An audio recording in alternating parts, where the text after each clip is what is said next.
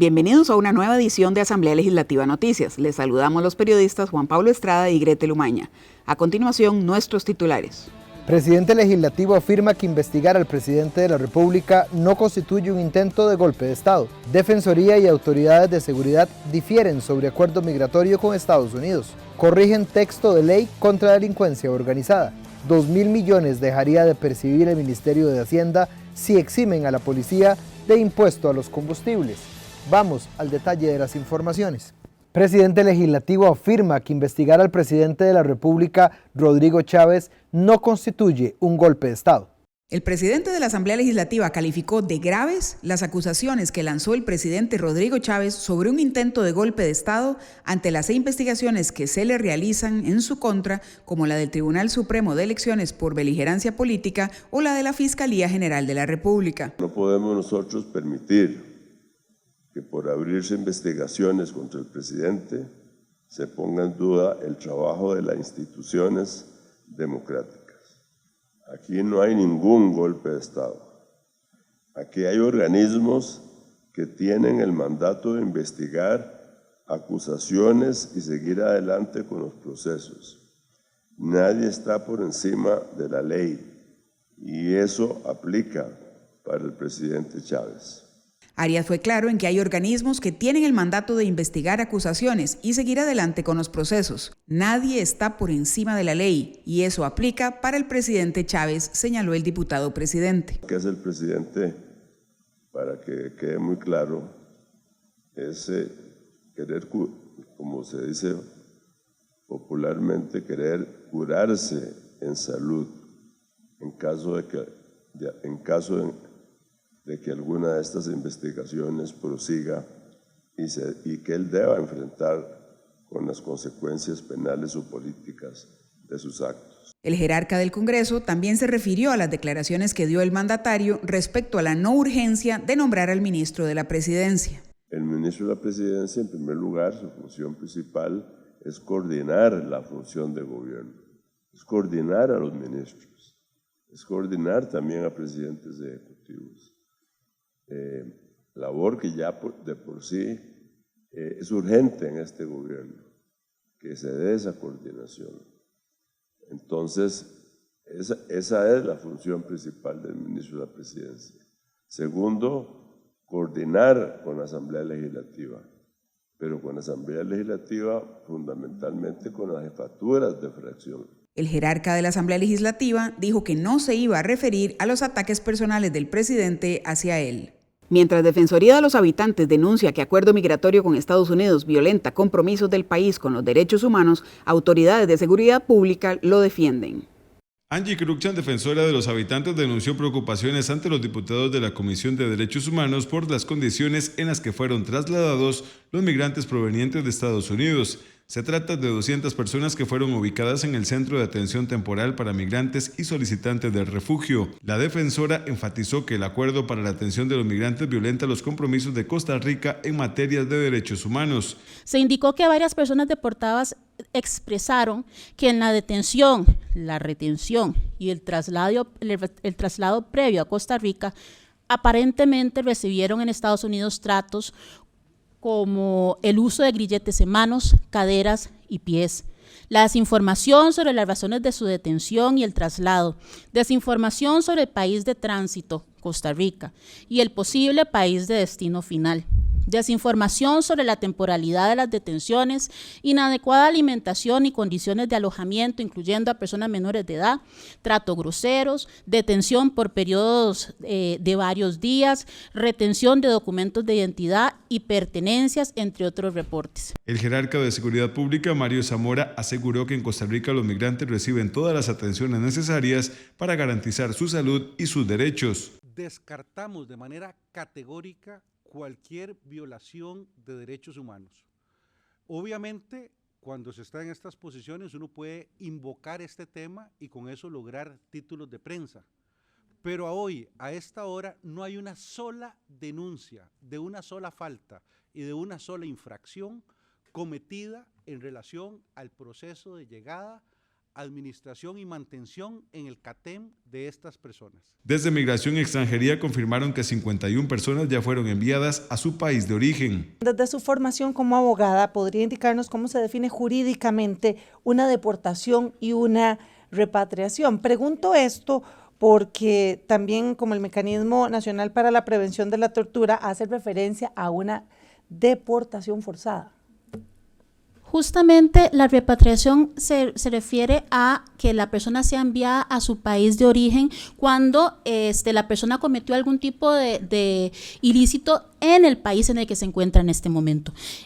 Hablamos de deportación, aunque yo aún tengo mis dudas respecto a la utilización de ese término en Costa Rica, porque son personas que en Estados Unidos pudieron haber sido consideradas con cualquier categoría jurídica, incluyendo una delincuencial, en cuyo caso en el estado, en Estados Unidos pudieron haber sido deportadas porque cometieron cualquier ilícito de más, así que son deportadas de Estados Unidos a otros países. Lo normal es que en efecto sean deportadas al país de origen, claro. Y precisamente por eso es la duda de que por qué están viniendo a Costa Rica cuando en Costa Rica no hay ningún tipo de vulneración a derechos. Los migrantes ahí siempre contaron o han contado con servicios médicos, compra de alimentos, preparación de alimentos, servicio de limpieza, mantenimiento de planta potabilizadora de agua, por lo que no ocupan agua embotellada, y aprobada por el Ministerio de Salud. Reciben un servicio 365 días al año, si fuera necesario. No hay feriados y se brinda constantemente supervisiones de calidad de servicios y suministro. Los diputados de la Comisión de Derechos Humanos valoran realizar una visita para constatar las condiciones en las que se encuentran los migrantes. Diputados corrigen texto de ley contra la delincuencia organizada. El plenario legislativo acogió con 24 votos la recomendación de la Comisión de Consultas de Constitucionalidad para eliminar un artículo que reforma la ley contra la delincuencia organizada para fortalecer la función de la jurisdicción contencioso administrativa. Se trata del inciso A del artículo 20 ter de dicha ley. El diputado frente amplista Jonathan Acuña pidió avanzar con la reforma para poner los controles. Esto es la posibilidad de que se le solicite a un juez de la República congelar unos recursos por hasta un mes mientras se prepara una demanda. Eso es nada más para que esa plata, si viene de fines ilícitos, no termine perdida en la maraña que terminan metiendo estos recursos quienes lavan dinero en este país. La diputada independiente Gloria Navas abogó para avanzar urgentemente con esta legislación. Si le quitamos la plata al crimen organizado, esta Asamblea Legislativa sí estaría haciendo una verdadera lucha contra el crimen organizado. No votar esto a favor, prácticamente, señores, es mantener la puerta abierta al crimen organizado. Por su parte, el legislador del Liberal Progresista, Eli Fensay, calificó de truco lo que buscan hacer con dicha reforma.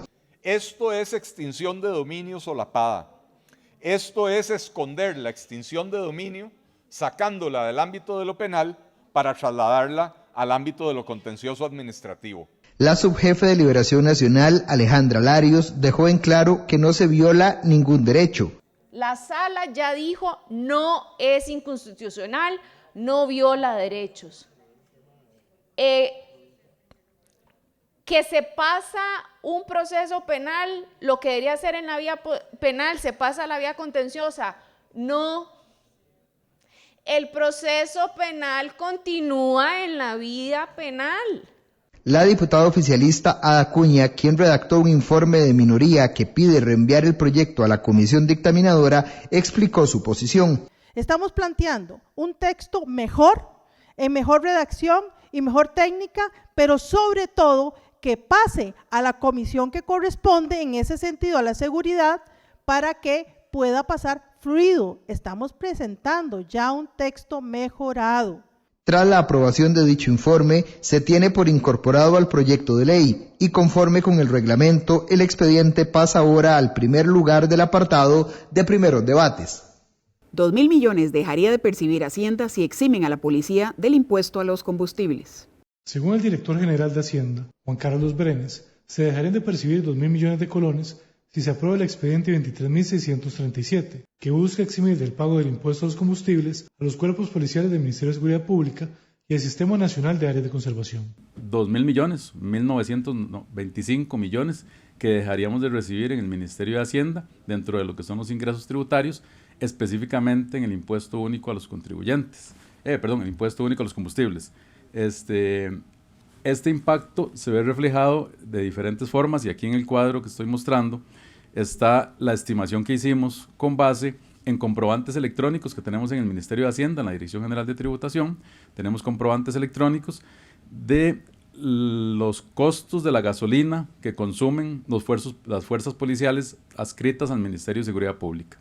Brenes explicó que se vería afectado el Consejo Nacional de Vialidad con cerca de 895 millones menos y las municipalidades con 915 millones. El legislador Eli Feinsack cuestionó los datos brindados por Hacienda. Me llamó poderosamente la atención de que usted hable de una pérdida en la recaudación, una pérdida neta de 2.000 millones de colones, cuando este proyecto a todas luces es pasar dinero de la bolsa izquierda a la bolsa derecha del gobierno.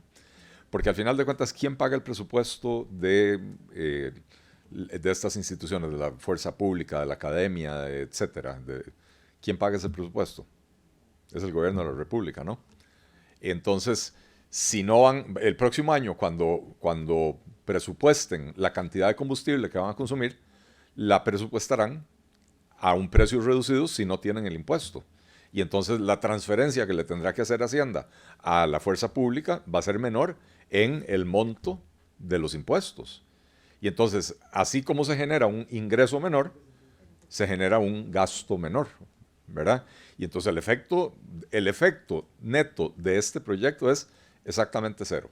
La diputada Pilar Cisneros del oficialismo insistió en que se da una afectación con esta propuesta de ley. Hay una afectación y hay una afectación de millones para las diferentes entidades que reciben parte de ese impuesto a los combustibles. Entonces, CONAVI, MUNIMAC, la NAME, FONAFIFO y el Poder Judicial. O sea, imagínense que solo al Poder Judicial, diputados y baja, en este proyecto de ley son 120 millones. A ver, el pleito que nos tenemos aquí para darle los 10.000 millones más al OIJ, eso es 12 veces más lo que está pidiendo el OIJ, solo con este proyecto de ley. Lo cual, pues, francamente, yo comprendo la buena intención que usted tiene con su proyecto, pero también comprendo que los efectos pueden ser muy graves para varias instituciones. La iniciativa continuará en análisis en la Comisión de Asuntos Hacendarios. Diputados de la Comisión de Juventud, Niñez y Adolescencia lamentan el fracaso del programa de entrega de computadoras a estudiantes. Diputados de la Comisión de Juventud, Niñez y Adolescencia lamentaron el fracaso del programa Hogares Conectados para entregar 86.000 computadoras a estudiantes de escasos recursos económicos. Así lo evidenciaron al pedir cuentas a representantes de la Superintendencia de Telecomunicaciones y el Fondo Nacional de Telecomunicaciones. Federico Chacón de la SUTEL explicó que presentaron una denuncia ante la Contraloría General de la República responsabilizando al Ministerio de Educación por la no entrega de computadoras a los estudiantes debido a que les dieron listas desactualizadas para cumplir con el programa. Katia Rivera de Liberación Nacional consultó si el CINERV estaba desactualizado para identificar a la población estudiantil. Si ustedes tienen alguna observación sobre lo expresado en las comparecencias anteriores de doña Yoleni o del CINERV o lo que ha brindado el MEP de informe. Gracias. Con respecto a la información de CINERV es base, es una información de absoluta relevancia y necesidad para todo el país y para los programas de Fonatel. Quisiera señalar que Fonatel no selecciona nunca a un beneficiario. La autoridad y la rectoría en la definición de quién es una persona de escasos recursos en el país, eso es un proceso que se ha completado fichas, que se han hecho evaluaciones y que hay una clasificación que es necesaria hacerle por las autoridades competentes. Y SUTEL lo que hace es recibir esa información y contactar a esos posibles beneficiarios. Joana Obando preguntó sobre la brecha digital. ¿De quién es la responsabilidad de haber abandonado el objetivo sobre cerrar la brecha digital? La decisión que se tomó fue de que los equipos no se entregaran a los estudiantes, sino que se quedaran en los centros educativos. ¿De quién fue la decisión? Perdón. Esa decisión fue del MEP. Gracias. Jonathan Acuña del Frente Amplio pidió detalles sobre la identificación de los 86,000 estudiantes. Fue el MEP quien identificó a los 86,000 estudiantes que requerían los equipos. En el micrófono, por favor, para que consten actos. Sí, señor diputado, fueron 215,000 estudiantes los que se identificaron a cargo del MEP.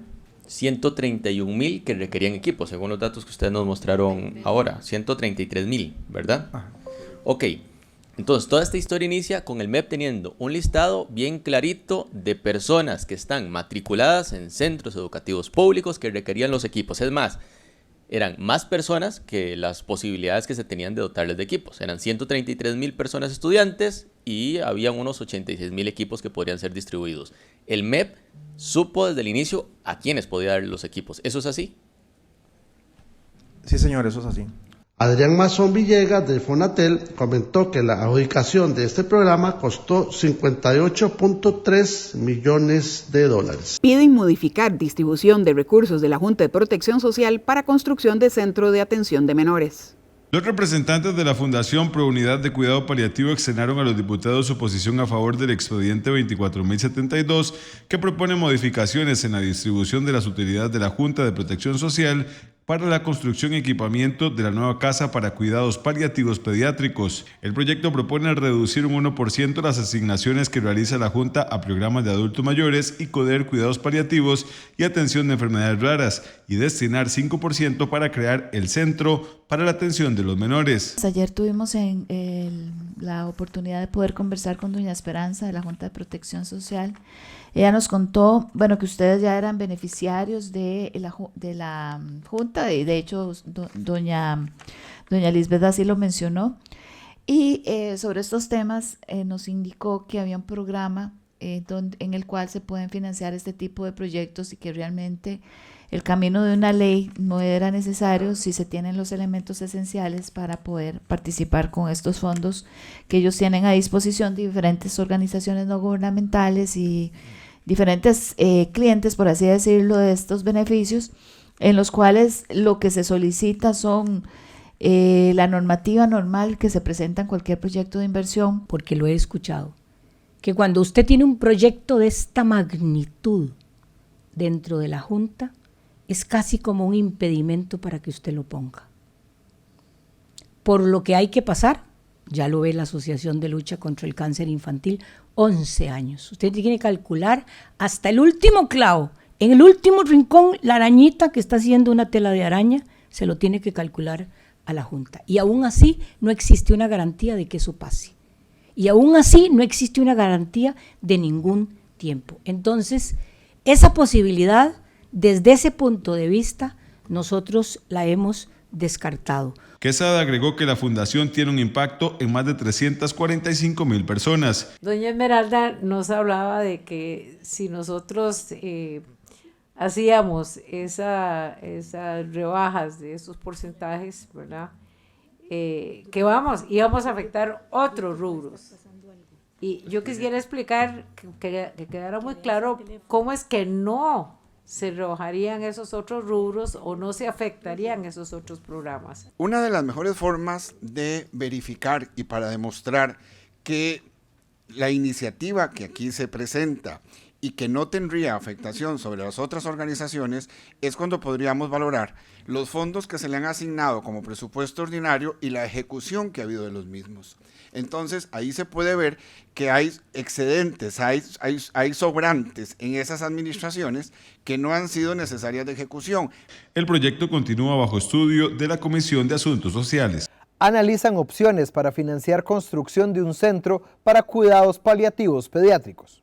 Los diputados de la Comisión de Asuntos Sociales recibieron la negativa al expediente 24.072 por parte de la presidenta de la Junta de Protección Social, Esmeralda Britton. La iniciativa establece reducir el porcentaje de las asignaciones que realiza la Junta a programas de adultos mayores, ICODER, cuidados paliativos y atención de enfermedades raras, con el fin de asignar un 5% para la construcción y equipamiento de la nueva casa para los cuidados paliativos pediátricos. El proyecto plantea algunas eliminaciones o reducciones de ciertas áreas, como por ejemplo lo que es adulto mayor, ¿verdad? Entonces vamos a tener algunos impactos importantes a más de 150 organizaciones, miles de adultos mayores que reciben recursos o a través de las organizaciones de bien social, que son alrededor de 150, y que estaríamos, tras de que ya no alcanzan los recursos, porque estas organizaciones reciben tal vez un 60% de los recursos que la Junta le genera, cubren apenas el 60% de sus necesidades. Ante la advertencia de la jerarca de la Junta de Protección Social, los diputados señalaron que debe replantearse el financiamiento, pero que la construcción del Centro de Cuidados Paliativos Pediátricos es una necesidad que debe concretarse. Los porcentajes que estamos solicitando lo es sobre los premios no cobrados. Y sobre esa es el porcentaje. Sí, perdón, déjeme terminar, yo la dejé a usted, ¿verdad? Es importante que nosotros veamos ese tema de qué es la pretensión. Nosotros mandamos un documento, preguntas, el año pasado en octubre, el 24 de octubre del año pasado, que nunca recibimos una respuesta completa. Después, el 10 de febrero del año 2025, le mandamos a usted, doña Esmeralda, otra nota en la cual solicitamos información que a la fecha no hemos recibido. Proyectos como estos sí que lo ponen a uno en un dilema complicado. Complicado porque, es decir, todo lo que se hace y lo que se pretende, o sea, las dos cosas estamos de acuerdo. La cuestión es de dónde agarramos los recursos para poder hacer algo tan importante, doña Gloria, como es la nueva casa de cuidados paliativos pediátricos, ¿verdad? Es que es esencial. Nunca he estado en una condición como, en una situación particular como esta, pues supongo que debe ser de gran sufrimiento, ¿verdad? Y una unidad como esta viene en gran medida, digamos, a solventar, a hacer por lo menos un espacio, una parte, digamos, de ayudar a sobrellevar una situación como esas. El proyecto continúa en análisis en la Comisión de Asuntos Sociales. Analizan crear nueva figura en el régimen municipal. Permitir que los 84 gobiernos locales del país puedan constituir mancomunidades municipales para buscar el fortalecimiento y promoción de los pueblos es lo que buscan los diputados de la Comisión Permanente Especial de Asuntos Municipales y Desarrollo Local Participativo. Dentro del proceso de discusión de la iniciativa, se recibió a Andrea Arias Gómez, directora del área de planificación regional del Ministerio de Planificación y Política Económica, quien dejó en claro que no apoya la iniciativa, ya que en la actualidad las municipalidades cuentan con los mecanismos de coordinación necesarios. Esto claramente abre un portillo riesgoso en términos legales, porque esa discreción llevaría a que las municipalidades puedan crear estos espacios sin necesariamente que pase por aprobación de la Asamblea Legislativa, ¿verdad? Como está establecido actualmente. Esto además conllevaría a la ampliación de la estructura administrativa, operativa y presupuestaria del Estado, porque necesariamente se tienen que crear nuevos puestos de trabajo para el desarrollo de las mancomunidades, sean estas federaciones. El presidente de la Comisión, Horacio Alvarado, explicó los objetivos de lograr crear estas alianzas en los gobiernos locales y se mostró anuente a trabajar por mejorar la propuesta de ley. Que el objetivo fundamental de este proyecto yo lo veo así, ¿verdad? Ahora bien, estoy leyendo algunas cosas, inclusive debo decirle que mi asesora y su intervención me ponen un poquito en dudas sobre la constitucionalidad del proyecto, ¿verdad? Pero bueno, podríamos analizarlo, yo en eso estaría abierto a analizarlo y ver qué mejoras podríamos hacer. Pero el objetivo para mí fundamental de esto es trabajar en equipo. Trabajar en equipo, que la organización sea regional y no local. Y por otro lado es facilitarle a las municipalidades el desarrollo de infraestructura o el desarrollo de mantenimiento de vías a nivel comunal y no a nivel individual. Ese para mí es... La diputada de Nueva República, Olga Morera, pidió ahondar en los criterios técnicos expuestos. Parte de las preocupaciones es que se crea a discrecionalidad de las municipalidades estas mancomunidades. Entonces, eso es un sinfín, eventualmente mancomunidades según necesidades. Si hoy es la recaudación, se crea una mancomunidad. Si mañana es la gestión de... yo creo que podríamos... o se podría valorar cuáles son las necesidades específicas que sí se quieren. Por su parte, el diputado Frente Amplista Antonio Ortega señaló que se busca dar mayor seguridad jurídica y un mayor respaldo a los ayuntamientos. El motor de esta iniciativa es procurar que las comunidades, que las regiones tengan mayor margen entre sí, mayor proceso de diálogo, mayor proceso de construcción, mayor trabajo en conjunto, que las desigualdades que existen en las regiones se puedan superar por medio de la comunicación entre los municipios, entre los actores municipales y, ¿por qué no, el ir vinculando regionalmente una lógica productiva, una lógica comercial, una lógica turística, una lógica territorial? La iniciativa de ley quedó lista para ser dictaminada en la próxima sesión de la comisión. Este grupo parlamentario también dio su aval al expediente 24.007, que busca una reforma a varios artículos de la Ley de Control Interno, del Código Municipal y de la Ley Orgánica de la Contraloría General de la República para fortalecer la naturaleza de las auditorías internas y su relación con la administración activa. Diputados de la Comisión de Ingreso y Gasto Público cuestionan reuniones en Casa Presidencial con experto en seguros para discutir la póliza a ministros. Los representantes de la Fundación Pro Unidad de Cuidado Paliativo externaron a los diputados su posición a favor del expediente 24.072, que propone modificaciones en la distribución de las utilidades de la Junta de Protección Social para la construcción y equipamiento de la nueva casa para cuidados paliativos pediátricos. El proyecto propone reducir un 1% las asignaciones que realiza la Junta a programas de adultos mayores y CODER cuidados paliativos y atención de enfermedades raras, y destinar 5% para crear el Centro para la Atención de los Menores. Ayer tuvimos la oportunidad de poder conversar con doña Esperanza de la Junta de Protección Social. Ella nos contó, que ustedes ya eran beneficiarios de la Junta, de hecho doña Lisbeth así lo mencionó, y sobre estos temas nos indicó que había un programa en el cual se pueden financiar este tipo de proyectos y que realmente el camino de una ley no era necesario si se tienen los elementos esenciales para poder participar con estos fondos que ellos tienen a disposición de diferentes organizaciones no gubernamentales y diferentes clientes, por así decirlo, de estos beneficios, en los cuales lo que se solicita son la normativa normal que se presenta en cualquier proyecto de inversión. Porque lo he escuchado, que cuando usted tiene un proyecto de esta magnitud dentro de la Junta, es casi como un impedimento para que usted lo ponga.